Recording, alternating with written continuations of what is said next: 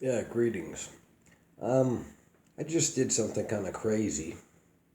I called William Bell on his live show, his live podcast, and challenged him to debate the Last Judgment, the eschatological judgment. When did it happen? 80, 70? Or is it future? I challenged him and I told him the implication argument. He was moderating, he was going to moderate the debate, William Bell, between myself and Don Preston, Don K. Preston. Don signed his name, I signed my name. I did what Don wanted. He he was fair with me, but he pulled out. So we're gonna see what William does, because I've been putting videos out challenging, open challenge. Let's debate the judgment. Two things. Number one,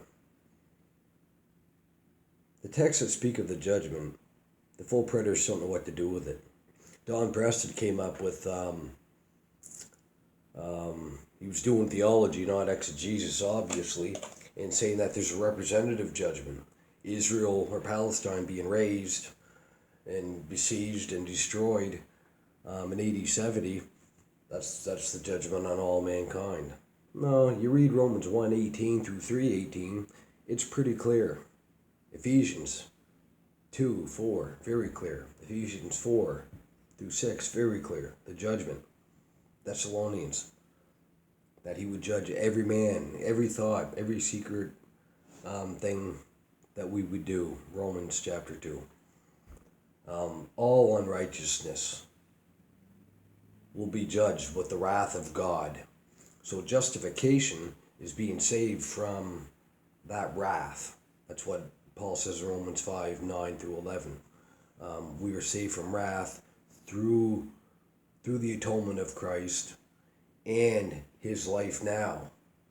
What is that life? Him being the high priest for us. So let's see if this debate will happen. Debates happen on the resurrection, on the timing of the parousia, but there's no debates we see on the judgment. On the judgment, because they won't speak of it. It's only the timing. They don't dig into the text that speak of the nature of the judgment, which is impossible to happen in AD 70. Point number two, my implication argument. After I was going to debate Michael Miano, went on his podcast, completely floored him, and he admitted a couple of years later or a year later he has no clue about justification, but he's wanting to debate me. So he was not a worthy opponent. Anyone listening to that podcast, so right after the podcast I made a video saying there's no debate with Michael, and I developed the argument looking at Romans. I'm like, wait a minute, I'm looking at the commentaries. N.T. Wright on Romans 8:33, the future judgment is being brought into the sinner's life now. That eschatological judgment of Revelation chapter 20. Boom, being brought into the here and now. You are not guilty. You are pronounced not guilty when you believe the gospel. Trust in Christ. Not guilty. Righteous. It is a legal verdict. Forensic verdict. If this is the last judgment brought into the here and now. If the judgment's in the past, then you're putting words in Paul's mouth. Because Paul said the judgment, which was future, is brought into the here and now into the sinner's life. If the judgment's in AD 70, or even yesterday, then guess what? You can't bring, for Paul, it's a future judgment, not a past judgment. Past judgment will not justify. There's so many implications.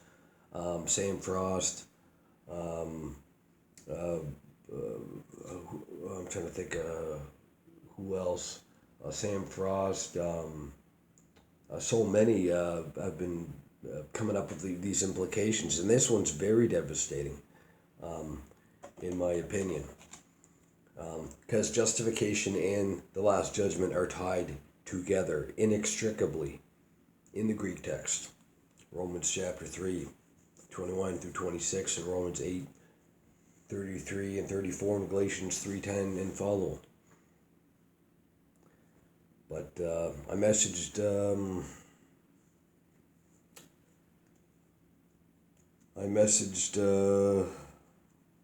William Bell, after his podcast, just said, I'm waiting to hear from you. So let's see what happens, guys.